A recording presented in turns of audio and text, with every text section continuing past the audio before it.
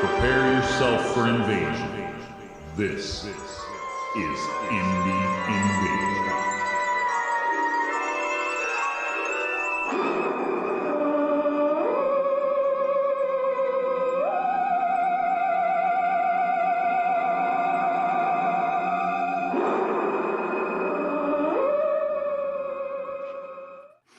Well, howdy do, invaders. What's going on?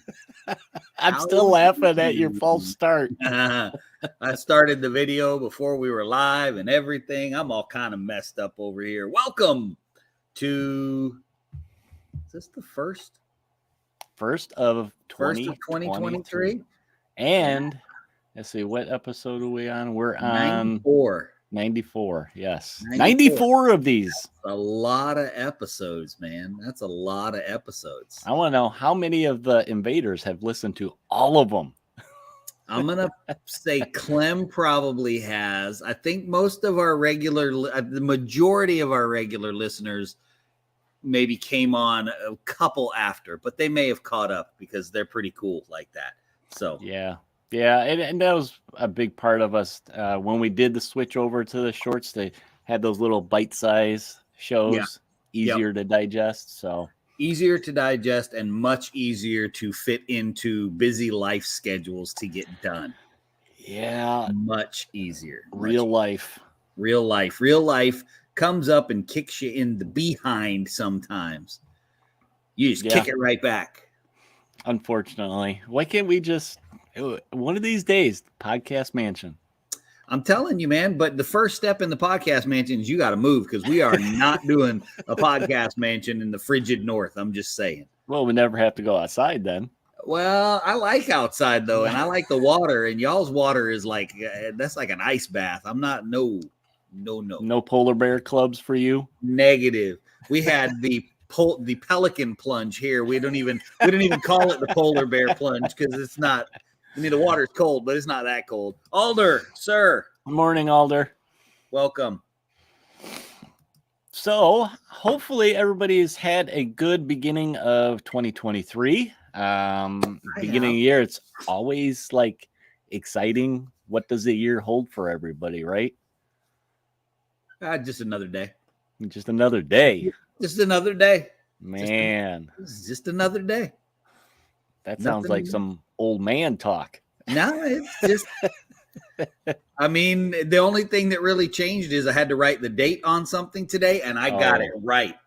Did you get it right? I did. I got it right the first time. I was very proud of myself. That was the first thing I said to myself, too. I was like, it's not 22, it's 23. So I'm always surprised that every year I write the date, I don't know how many times a day, being at the Postal Service. Yeah.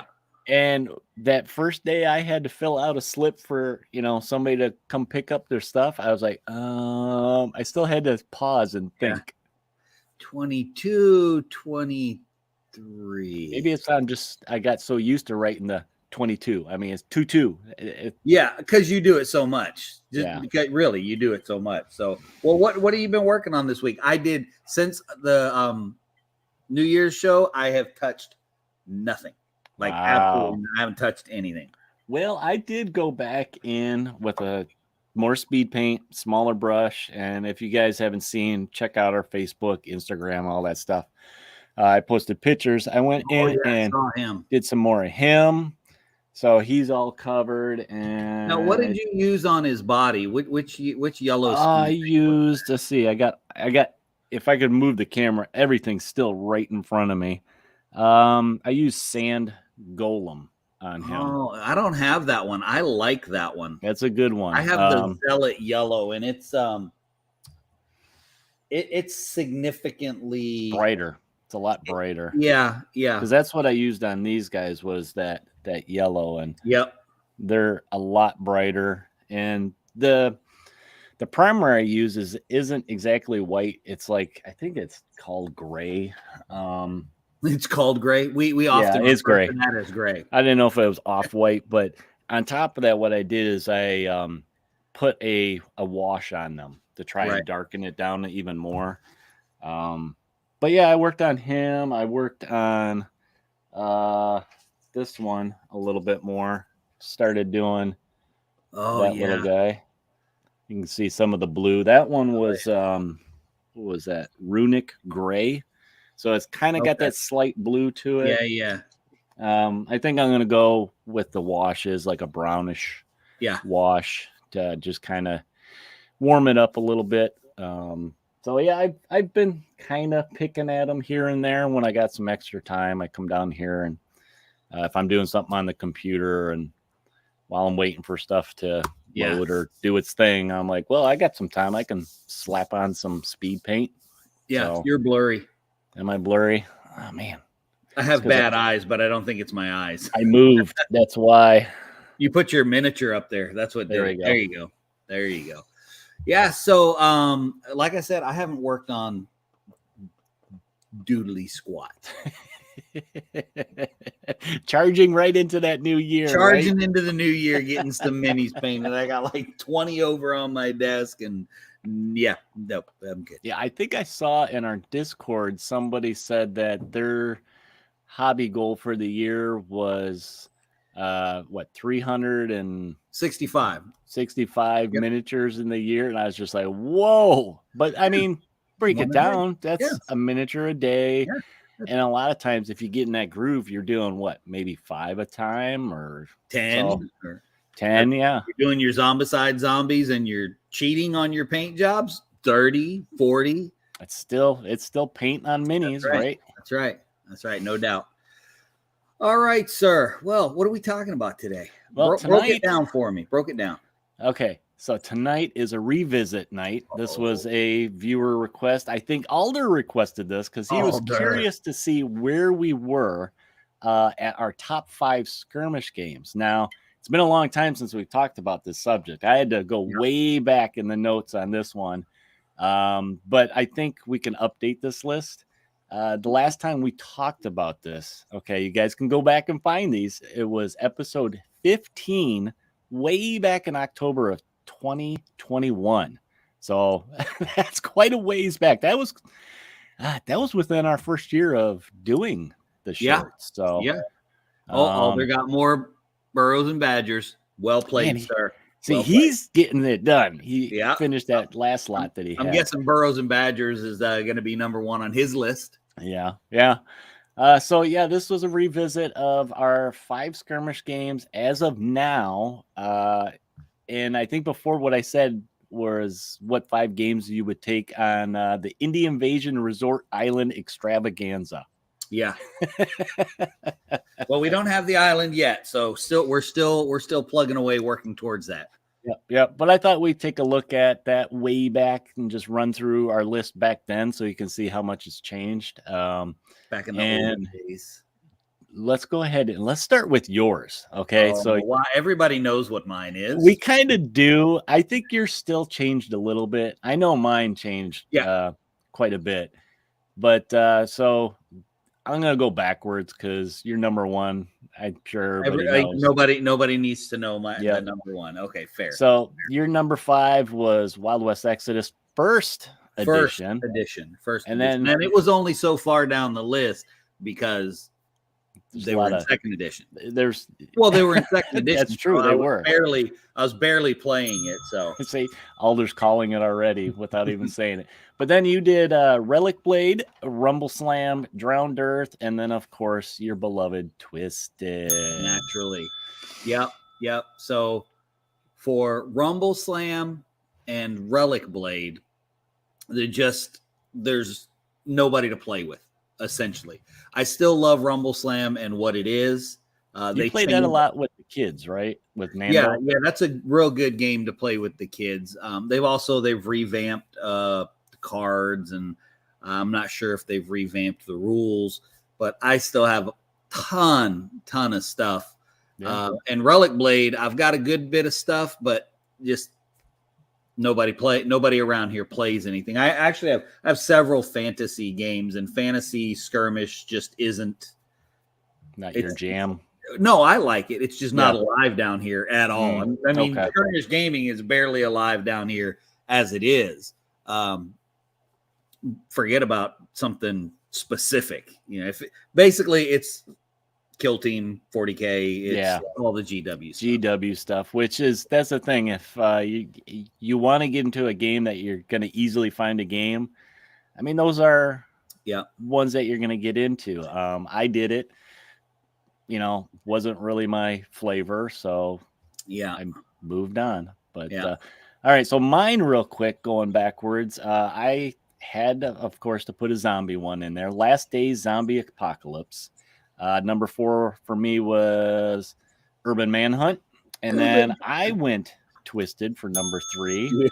Yeah, come on, baby. Come to the dark side. And then my number 2 was Retro Ray Gun. And of course, at that time was Wild West Exodus. And like you mentioned, at that time was 2nd edition. And I was setting up demos for that and play days for that. So I was deep in it at that time. But yeah, and I mean, some of these other ones like Retro Ray Gun, that was like a new hotness for us. We loved the genre, the pulp. What do they call that? Pulp, atomic pulp, I think they call it, or punk.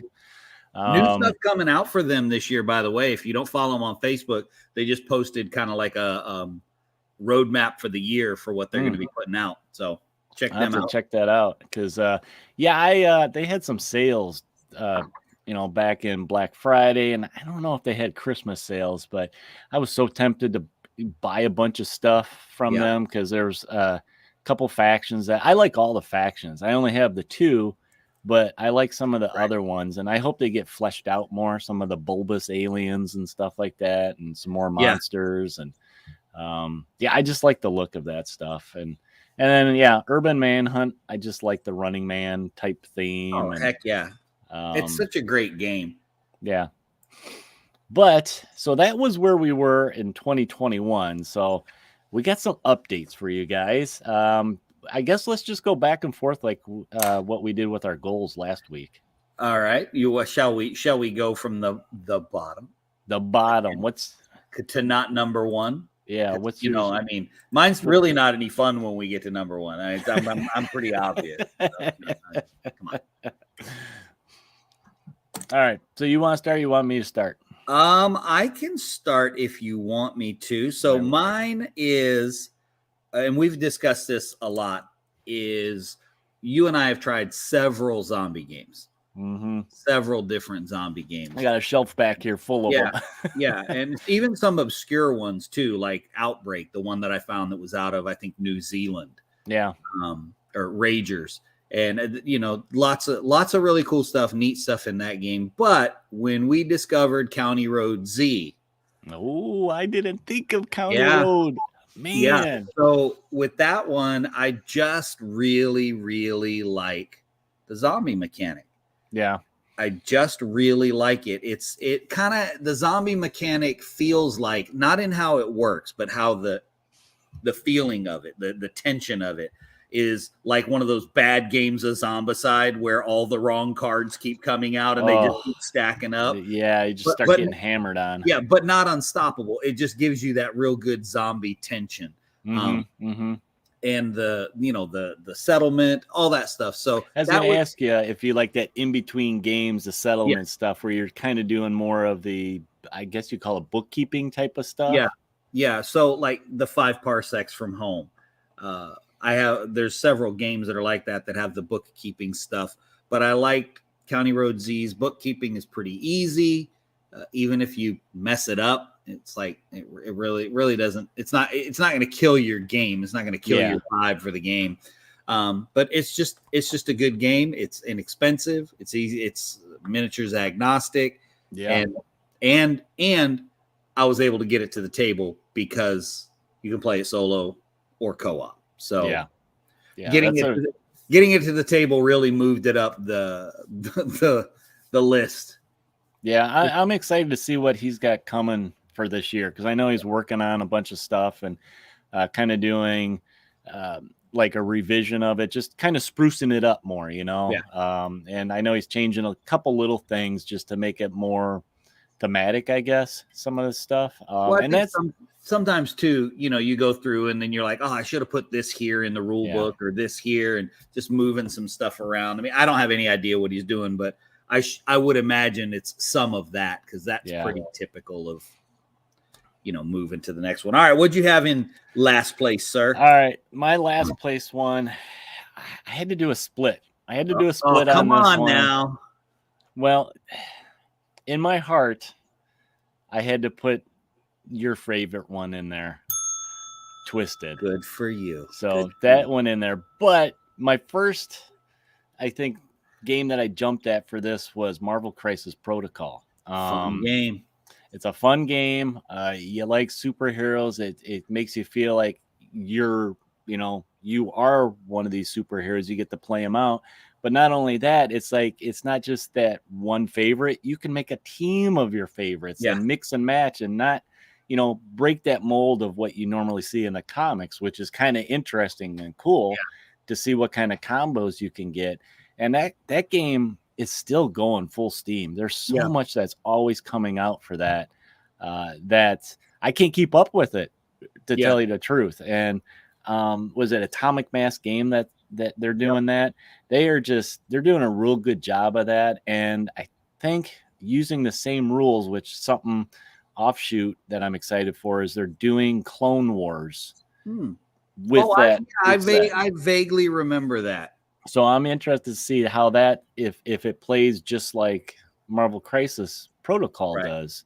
I like that, it's 1 versus 1, but they have all these scenarios that you can take, like your big bad, like Dormammu that you got me last year, and both you guys have teams and you're battling him out. Right. So it's got a lot of different ways to play the game and just have a lot of fun with it. I like the depth of the cards. Like, there's now it makes the game a little heavy in that regard, but not heavy like BattleTech or Starfleet Battles. But there's a lot going on your card, and I've found the handful of times that I played it, I like to use some of the same guys so that I remember everything that they're able to do. It's a lot of variety with that. Lots of variety. Cool. Yeah. All right. What do you got for your number 4? Well, my next one wasn't on my top 5 last year, but that's really because my playing with it had just slowed down. But I am still a huge fan of Deep Wars and Shadowsea. Yeah. I mean, that's still way up there on my radar. I love the mechanics. I love the miniatures. I love the theme. And to be fair, it's very parallel to Twisted in the whole steampunk mentality and the way the game is set up. They're the games themselves are only set 100 years apart. So there's a lot of crossover. Lots of my Deep Wars miniatures become extra characters in my Twisted games. So that one would have to be and I got re-excited for it because there's some new stuff about to come out. There's a Kickstarter that I think January 23rd is going to launch, and I'm mostly going to be in it for. There's going to be new minis, but I'll mostly be in it for the STL files. Is it like a starter set, or are they just producing like another wave of miniatures for already established? No, I'm pretty sure it'll be a starter, but the big push on it is the partnering with Level 427. Which is go over. I highly recommend you go over and check out his Facebook page and his store for STL files. Everything is kind of in the vein of like a Space Hulk or an alien interior of a ship. And it's all these little compartment pieces that you can put together with hallways and everything. And so they're doing a sunken citadel for Deep Wars. And that's what I'm in it for, really, so that I can print that, because I need to print more stuff. More terrain. Yeah. Because this shelf right here is only one of the shelves. Well, you did do just a purge, so you got room, right? I did. Okay. I purged. I purged. Don't have room still? I purged. Let's just leave it at that. We don't need to have a big discussion about it. I purged. All right, my number 4 is one of our first games that we really started featuring on Indie Invasion, and that is Urban Manhunt. Urban Manhunt is kind of like, it's here because it's one of those games that Yep. I first got you hooked on. It's, I think, the first one I got that you was turned that on was to. And a lot of that is just how different it is. It's yes. a game you play with other players, but you're not beating on each other. You're racing to basically, get the most criminals and get the points. So it's got that neat, different mechanic in that sense. And then I like the card mechanic for bringing out new bad guys that you have to hunt. We love the theme. You're Running Man, a post-apocalyptic. It's a extreme sports type of thing. So it's kind of got that campy feel, and kind of. It's yeah, I full out. It's got that, and I think it's just one of those games that some of it is, you talk to the creator Cynthia, and it oozes that passion in the game. Yeah. I mean, it's a true indie game. Oh yeah, and it's fantastic. It's fun. It's got cool dice mechanics in it and stuff, and it's just one of the games we love. Yes, no doubt. No doubt.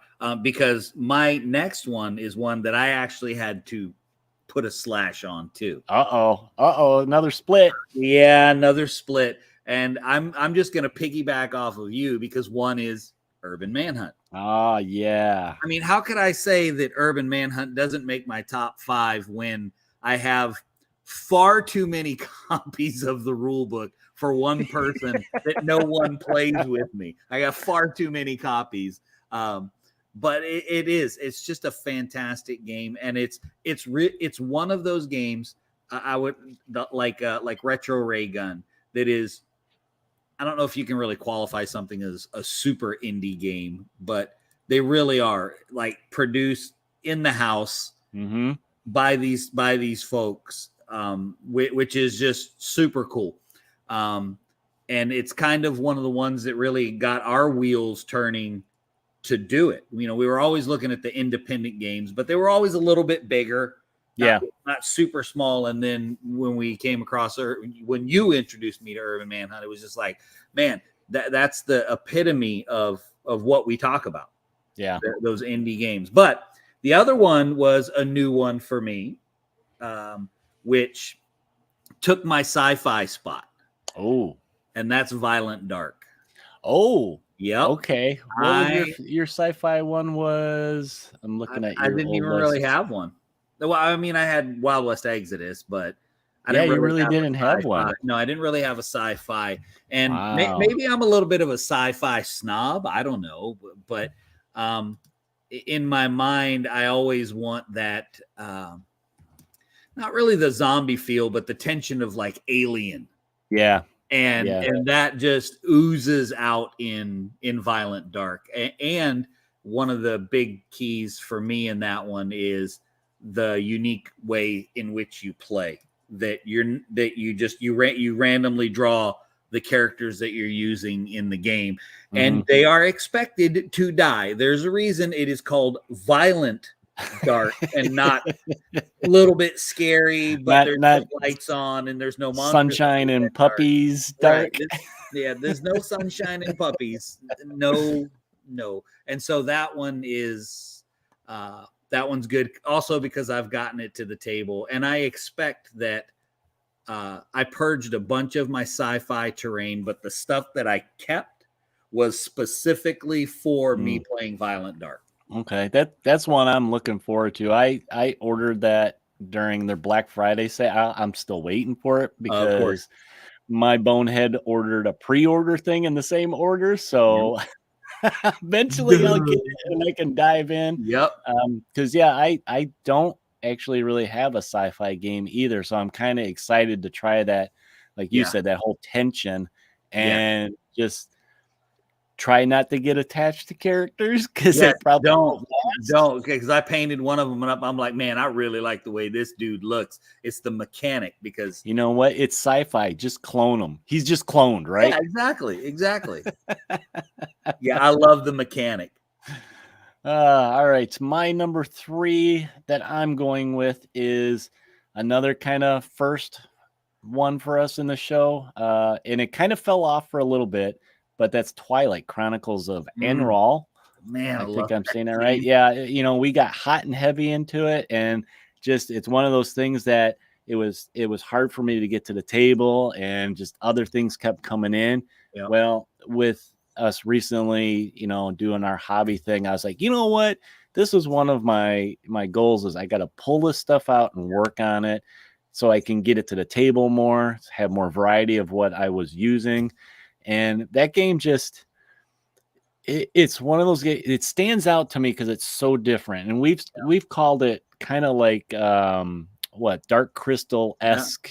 It's very different in its fantasy. I guess it's considered fantasy. Yeah, it's almost like it could be sci-fi because it's another planet kind of. It's just it's awesome. But it's got those unique mechanics of activation where you're pulling stones out of a bag to see if you activate, and there's no guarantee that you'll activate all your crew. Yeah, you could pull that one stone out that ends the turn, and wherever you are, that guy may not have got to go. So yeah, it has that pressure of how important is it to activate this guy, this guy, this guy. Chain activations. Yeah. Yep. So I really like that. And then the mechanics itself, like dice rolling and stuff, are very straightforward. Not hard to remember at all. And it's a lot of fun. A lot of fun. It really is. I've only had the opportunity to play it twice. Okay. Unfortunately. But I still liked it a lot. So Alder's got his list up here. Oh, quick. Man. Yes. Look, we were right on number 1. Yeah. Badgers. Twisted. Yes. I knew Alder was my man. This is not a test. I love that game. I don't get to play it. But I love the mechanics of that game. Last Day Zombie Apocalypse, definitely a good zombie game. And Walsung. I still don't even have the rule book yet. I've got a ton of Walsung minis, but I just have never pulled the trigger on the rule book because I just used all the minis in Twisted. And besides, I can barely get people to play Twisted, so I doubt I'm going to get them to play Walsung too. So is that game still in production? I haven't heard much about it, but I'm pretty sure it is. It's Micro Art Studios, and I'm Micro Arts. Sure. That's right. I don't know if they're producing anything new as far as minis, but I think it's still in production. Still around. I'm pretty sure it is. Yeah. So my number 2 is Olmec Games, The Drowned Earth. Oh, it's still on your list. There is still in my mind no other game that captures dynamic movement as well as The Drowned Earth. You can do stuff that is absolutely, you are Jackie Chan in a jungle, man, in that game. Carnivale comes really close in capturing that same kind of thing, but it kind of has a risk reward type of thing too, right? That you can use your action points. You can basic keep them, or you could push it type of thing. Sort of. You're thinking more Deep Wars. That's the risk reward one. That's because that's the Song of Blades and Heroes. But Drowned Earth, beautiful tables, gorgeous miniatures. You even got the dinosaurs on the last one. Yeah, I got them right in front of me. It's just an awesome game. Again, it's one I don't get to play very often, but maybe I can get it to the table a couple times this year. Hopefully. Do they have solo rules? I can't remember if he put out solo rules for that. Not really. You can play Chronicles of Yulia. Raptor Claw Island, which is the board game-esque one. Yep, there it is, the one you haven't opened yet. I opened it. I opened it just, I'll admit, to smell the box. There you go. Alder said nothing new for Wolsung, but it's still available. It got number 5 as it was the only other game I played last year. I know that's kind of how games made my list too. Now, mind you, I didn't play any Deep Wars, but I painted a bunch of Deep Wars. Yeah, you did, and you made that big sub. Yep, I printed the big fish. I've got some other stuff I've got to print. I'm out of filament right now, but so it's still in your mind. Oh yeah, it's just got cool miniatures. I mean, where else do you get to paint a giant angler fish? Yeah, the model's this big, huge. All right. So what's your number 2? So my number 2 actually got a little bit of a bump down, but this one is my diehard favorite. It just dropped a little bit, but it's Wild West Exodus 2nd edition. First edition? Second. First? And a lot of that 2nd edition, I mean, I was there for the 1st edition. I was there for this transition. And I think a lot of it for me was I got more people playing 2nd edition versus 1st edition in my local area. So I was, constantly setting up game days for that and demos and all that stuff. Right. And I just really got into the world once 2nd edition came out, and had a lot of fun list building and stuff like that and painting them. I think that was the first game in years that I really dove deep into, since the GW days, really, where I was making full armies. And this was like, oh, these are much smaller. I can paint 5 guys and I'm ready to go. It's one of those things. So I would almost say this was probably my skirmish level entry was Wild West Exodus. Well, originally first and then the 2nd. I think you really like 1st edition best because that's where we met. Yeah. So see, now I finally figured out how to leverage why you like 1st edition better. Yes. All right, cool. All right. Number 1. Twisted. Surprise. I think we all knew that one. Surprise. Everybody saw that one. Yeah. But I'm still doing my free commercial for it because doggone it, it's my number 1. I'm doing my free commercial. So why Twisted? Because it's awesome. Because it has some of that same type of stuff we talked about in Crisis Protocol, right? It's got the heavy cards. Mm-hmm. There's a lot going on your card. The mechanics themselves are reasonably simple. It brings a whole polyhedral dice set to your game. Always fun. So yeah, always fun because it brings that role playing element to the skirmish game. The setting is just cool. All the pop culture references, the Mary Poppins and all of the little allusions to these characters throughout history and stories and all of this other stuff. It just pulls you in. And of course, the miniatures a lot of them are sculpted by either Sebastian or Luke, and they're both just ridiculously phenomenal sculptors. So the miniatures are just top shelf stuff. Yeah. I hope to pull some of that stuff back out. I still have all my Egyptian stuff that I haven't busted into because I got into all the steampunk robots and all that stuff and the fairy tale characters. And I have nothing to paint. For now.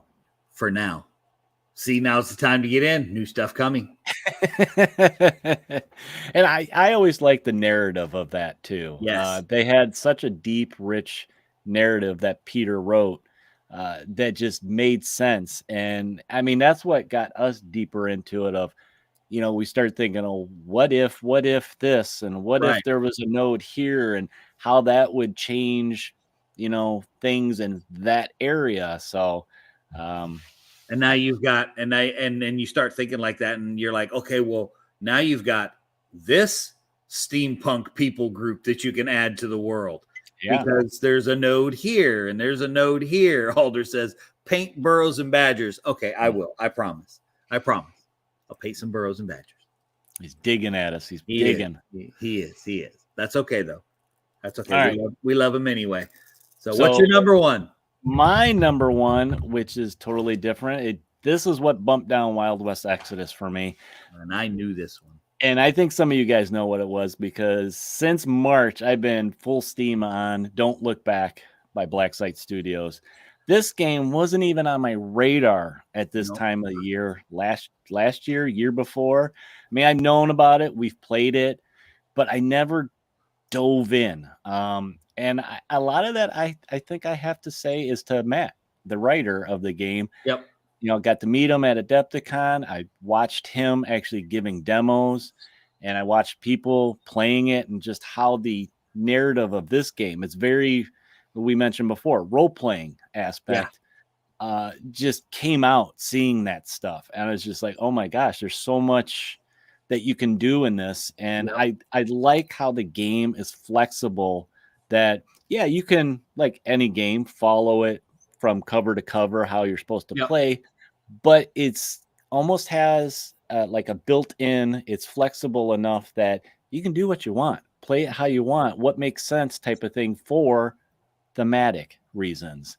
So I think that's a lot of fun. And I mean, I started, my brain was going of, oh, let's make a monster that's Bigfoot, or all that kind of stuff. And it's got simple mechanics in it that you can do that and have fun with it. And it's a kind of game that you can play with people, co-op, or play by yourself. And it's not about, and I think this is what trips people up about defeating the bad guy. It's about surviving. It's just doing the scenarios and trying to do whatever you're supposed to do, which for the most part is get off the board alive. Right.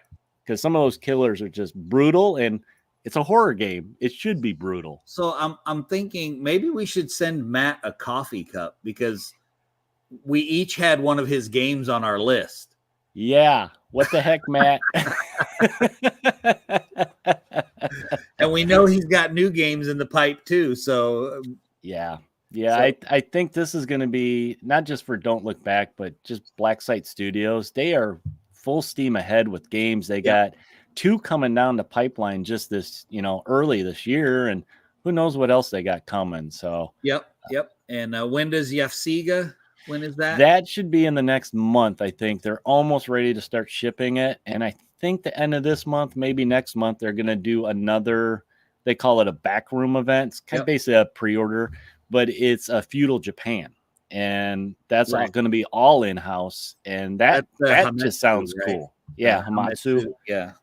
And that's kind of just your Monster Hunter, type of game. Oko Chronicles kind of thing. Yeah. And they just posted up. Ben did some digital sculpting of some of the models and stuff they're thinking about releasing, and they look cool. They look really cool. Sweet.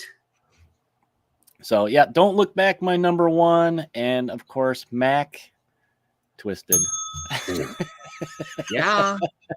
Come on. So looking at these, ours changed a little bit. I think mine changed more than yours, but that's okay. Yeah, well, I've got a couple on there that I'm diehard for, and that's like, no matter what happens, Drowned Earth and Twisted. I mean, I've helped design characters for Twisted. I got to design one of the characters for the Drowned Earth. So, I mean, there's kind of a special place in my heart for both of those games, just based on that. So, anyway, we went way over because we're talking about games. So, I guess not such a good start for the year of being on time. Yeah. But I think it's my turn to take us out. So I will. Guys, thanks for joining us for the fastest, tonight, 40 minutes in gaming as opposed to 30 minutes. Join us every Thursday night for our shorts live stream. We do have some other projects in the works about some of the stuff we're talking about that we'll be doing on Thursday night. So stick around and find out what it is. We'll let you know as soon as we know, because we don't know yet. Also, you can check out all this stuff is up on Podbean, and you can go check that out. We've got lots of content up on Podbean, over 10,000 downloads, a couple of hundred things to listen to. Go check that out. Also, make sure to check us out on Facebook, YouTube, Twitter, all those cool places where you can post pics of all your models and check out what we've been working on. Also, check out our Discord, because that's where that's where the rubber hits the road. That's where we have lots of fun stuff going on, is in the Discord channel. Also, we have a Patreon. If you like what we're doing, you like to support us, you can pop over there and sign up to be a Patreon supporter. And last but not least, Redbubble. Check out Redbubble, where you can get some sweet merch, hats, hoodies, coffee cups, mini skirts, all kinds of cool stuff. All kinds of stuff. So, guys, thanks for joining us again. Welcome to the new year. We hope your hobby year goes fantastically. And while you're painting your minis and having a great old time figuring out what your top 5 games are, don't forget to prepare yourself for the invasion.